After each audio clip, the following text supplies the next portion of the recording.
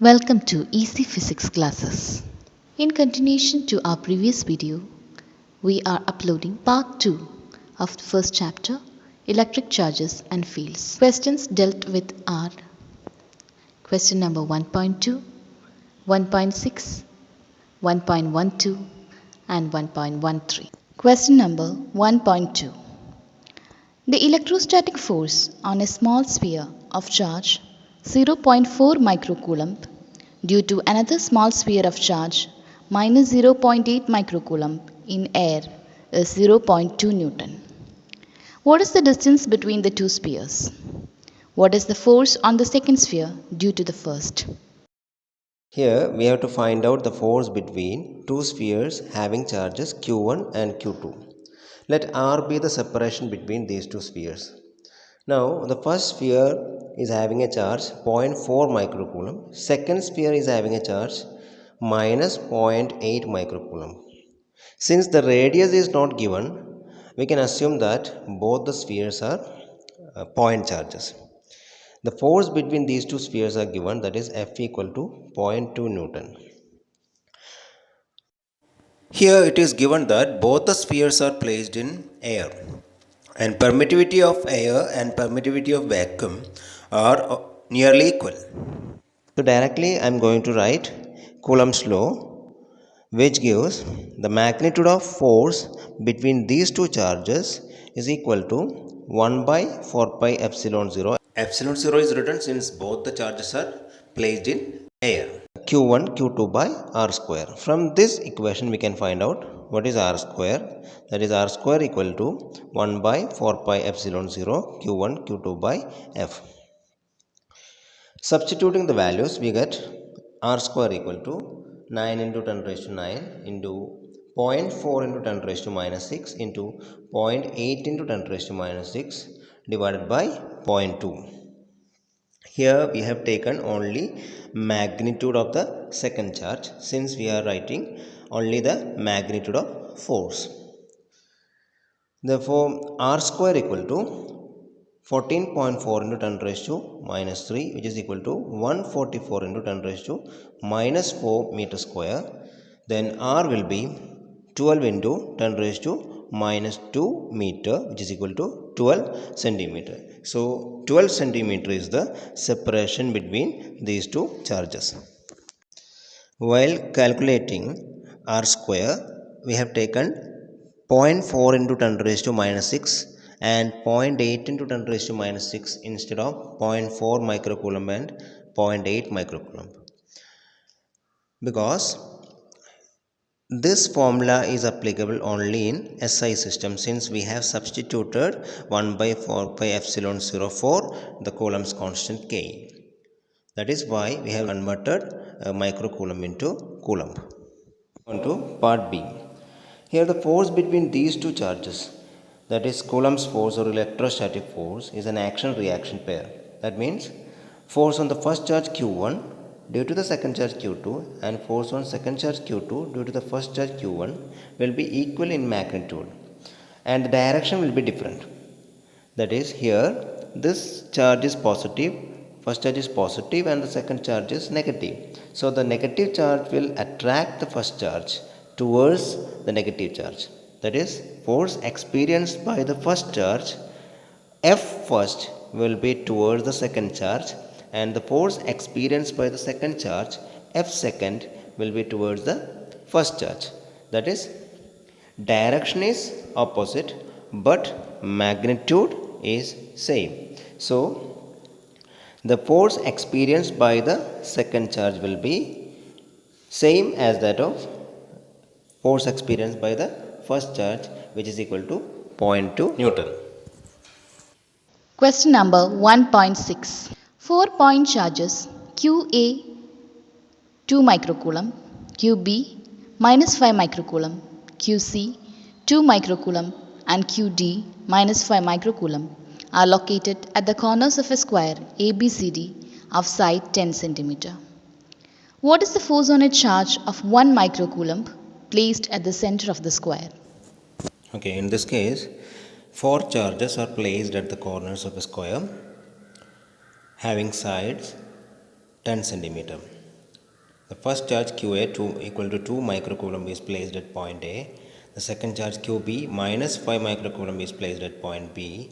The third charge QC 2 microcoulomb is placed at point C. And the fourth charge QD minus 5 microcoulomb is placed at point D. Now there is another charge which is 1 microcoulomb which is placed at the center of the square. So here we have to find out what is the force experienced by this charge 1 microcoulomb which is placed at the center of the square. For that we have to find out what is AO, what is BO, what is CO and what is DO. Here AB equal to BC equal to CD equal to DA, which is equal to 10 centimeter. Therefore AO equal to root of AB square plus BC square all divided by 2. That is applying Pythagoras theorem. That is equal to 10 root 2 divided by 2, which is equal to 5 root 2 centimeter. Now the force exerted by the charge which is placed at A on charge 1 microcoulomb will be vector FA equal to, by Coulomb's law we know that force between 2 point charges is 1 by 4 pi epsilon 0 QA, that is this charge, and Q0, that is this charge, divided by R square, that is equal to 9 into 10 raised to 9, that is the value of 1 by 4 pi epsilon 0 into 2 into 10 raised to minus 6, that is QA, into 1 into 10 raised to minus 6, that is Q0, divided by square of distance between the charges, that is this distance, which is equal to 5 root 2 into 10 raised to minus 2 the whole square. Solving we get 3.6 Newton, which is along vector OC. Why it is along vector OC? Because these two are two positive charges and they will repel. That is, the charge which is placed at A will repel this charge along the line joining them. That is along OC. Similarly, the force exerted by the charge minus 5 microcoulomb placed at point B on charge 1 microcoulomb placed at point O will be vector FB equal to 9 into 10 raised to 9, 5 into 10 raised to minus 6, which is a charge of QB that is placed at point B, into 1 into 10 raised to minus 6 all divided by 5 root 2 into 10 raised to minus 2 the whole square. Solving we get 9 Newton.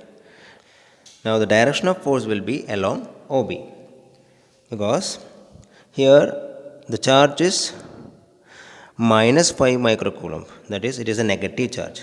So this negative charge will attract the positive charge towards it along the line joining them. So the direction will be along OB. Now the force exerted by this charge, that is charge placed at point C on 1 microcoulomb, will be 3.6 Newton along OA, because these two are positive charge. So this charge will repel 1 microcoulomb charge along OA.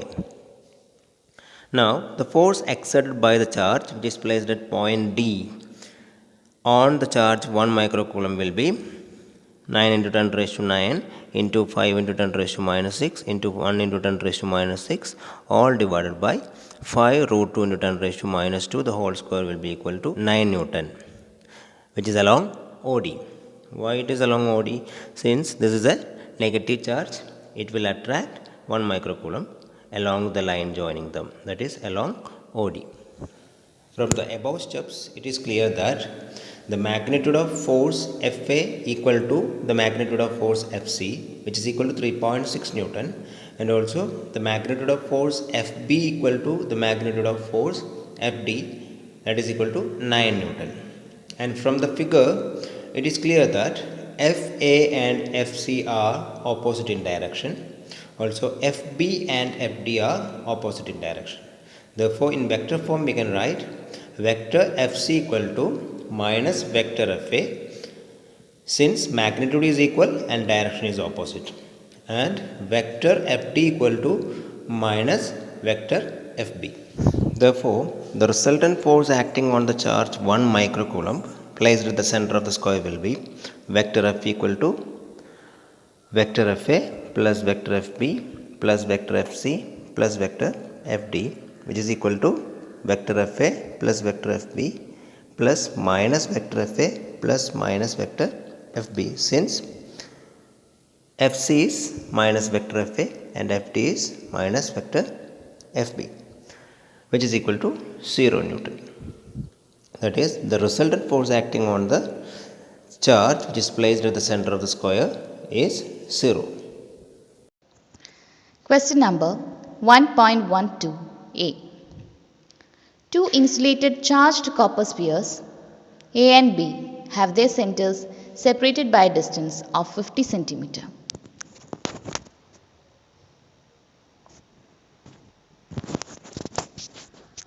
What is the mutual force of electrostatic repulsion if the charge on each is 6.5 into 10 raised to minus 7 coulomb? The radii of A and B are negligible compared to the distance of separation. B. What is the force of repulsion if each sphere is charged double the above amount and the distance between them is halved?